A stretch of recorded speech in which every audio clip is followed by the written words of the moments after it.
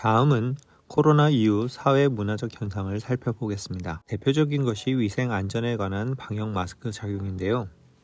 이제는 외출 시 마스크를 착용하지 않으면 심리적으로 타인에게 불편함을 줄 수 있는 행위가 되고 있습니다.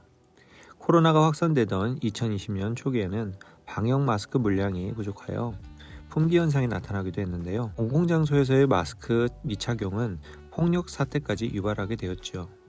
또한 여성의 경우 장시간의 방역 마스크 착용으로 메이크업과 피부 트러블에 대한 불편함을 호소하고 있습니다.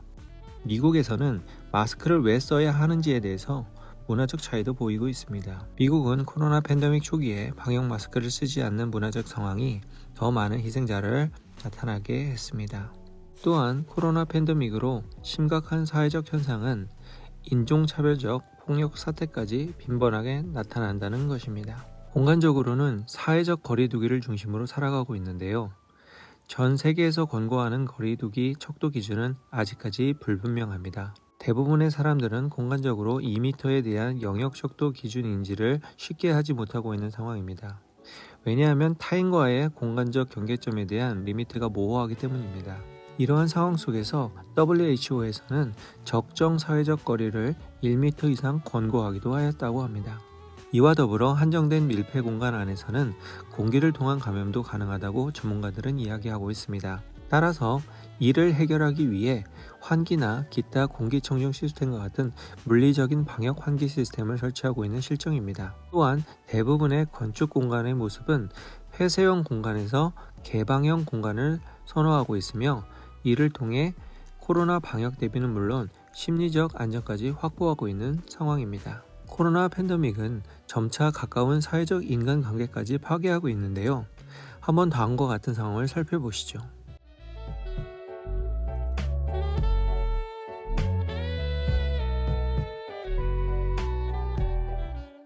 결국 지속되는 팬데믹 사태는 우리의 사회적 인간관계와 활동을 더욱더 압박하고 그로 인해 다양한 정신적 고통을 겪을 것이라 예상하고 있습니다. 전문가들은 이러한 현상을 3단계로 분류하고 있는데요.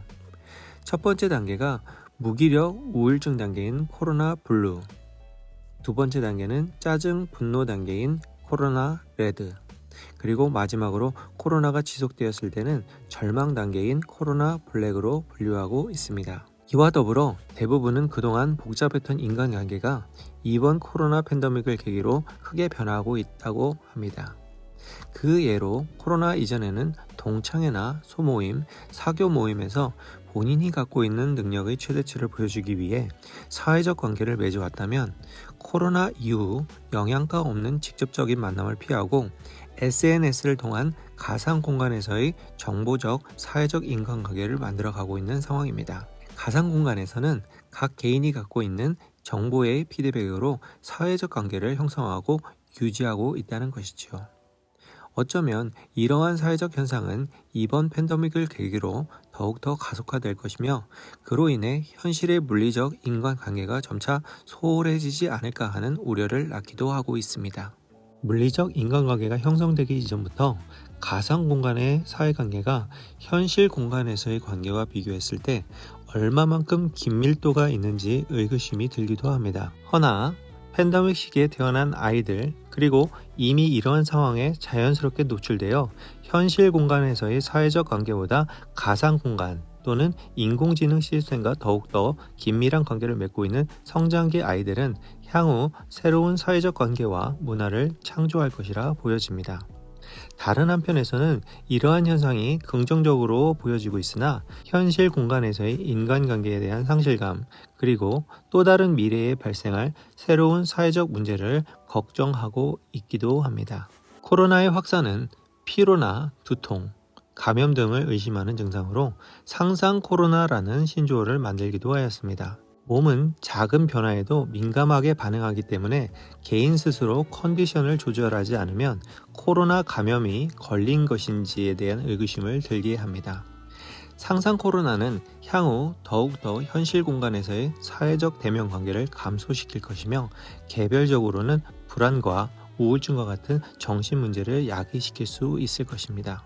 또한 종족 번식을 위한 인간관계에서도 큰 변화가 있었는데요. 그 예로 코로나 창궐 이후 결혼을 미루거나 혼인을 한 부부들의 경우 코로나 바이러스로부터 태아의 안전에 대한 불안감으로 신생아 출산은 감소하였다고 합니다. 2020년 7월 기준 혼인 건수는 사상 최저였으며 이러한 사회적 현상이 지속될 경우 향후 인구 문제에 큰 영향을 줄 것이라 예견하고 있습니다. 가정에서는 부부간의 마찰이 잦아지면서 이혼율이 증가했다고 하는데요. 코로나가 기인한 이혼을 뜻하는 코비도모스라는 신조어가 만들어지기도 하였습니다. 그리고 연인 관계에서는 코로나 때문에 앞으로 성관계를 못할 수 있다라는 흥미로운 기사도 나오고 있습니다. 그 이유는 코로나로 인해 불안전한 아이 출산을 방지하기 위해 피임기구의 사용량이 급격하게 늘어났기 때문입니다. 덕분에 피임 관련 기구 제조와 제약회사들은 호황을 이루고 있다고 합니다. 지금까지 코로나 팬데믹, 공간, 인류, 사회 문화에서 나타나고 있는 혼돈의 현상과 변화의 모습을 살펴보았습니다. 이 모든 내용을 키워드로 요약해보면 다음과 같은데요. 공간에서는 코로나 팬데믹으로 인해 면적, 동선, 기능들의 변화가 있었습니다. 또한 그렇게 변화하는 공간 속에서는 기존의 오래된 물리적 기능들이 사라지거나 보이지 않는 가상 공간에 의해 새로운 공간들이 창조되고 있으며 융합되고 있는 모습을 보여주고 있었습니다. 인류와 사회 문화에서는 다양한 정신과 신체적인 건강 문제, 그리고 다양한 사회관계의 변화의 모습이 나타나고 있었습니다.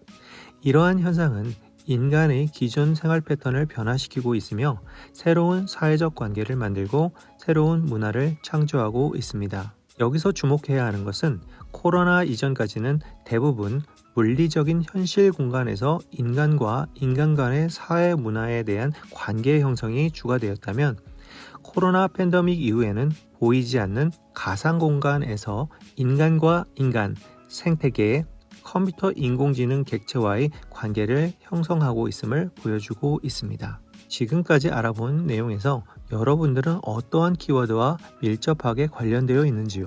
아마도 여러분들이 보고 계시는 이 모든 키워드들 중에서 몇 가지는 반드시 본인과 연관되어 있으리라 생각됩니다. 결국 코로나 이후 나타나고 있는 혼돈의 상황을 해결하기 위해서는 각 키워드들의 알고리즘이 어떻게 연결, 변화, 그리고 진화되고 있는지를 구체적으로 생각해 봐야 할 것입니다. 저는 이러한 모든 과정들이 이번 코로나 팬데믹을 극복할 열쇠이지 않을까 하는 생각을 하게 됩니다. 그렇다면 이 열쇠의 시작은 어디에 있을까요? 현재 전 세계는 코로나 백신 접종의 활성화로 다소 팬데믹에 대한 긴장이 느슨해져 있습니다. 몇몇의 나라들은 벌써부터 방역 제한을 풀고 있는 상황이고 또 다른 나라들은 코로나가 더욱더 심각해지고 있는 상반되는 현상이 나타나고 있습니다. 관련 전문가들은 이러한 현상에 대해 일찍부터 샴페인을 터뜨리지 말아라고 경고하고 있습니다.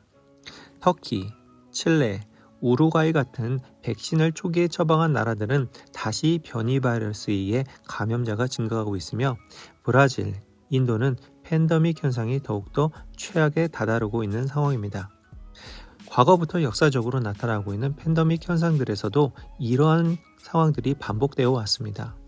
우리 선조들이 다양한 팬데믹을 극복하고 제기했었던 것처럼 지금의 상황을 다시 한번 현명하게 대처하는 것이 중요한 시기입니다. 그리고 인류가 지속 가능하게 영속할 수 있는 공간과 사회 관계를 체계적으로 준비해야 할 것입니다. 따라서 다음 2부 진화하는 팬데믹에서는 기원전서부터 나타난 다양한 질병과 팬데믹의 역사들을 보다 구체적으로 알아보고 지금의 혼돈의 상황을 해결할 열쇠를 찾아보고자 합니다.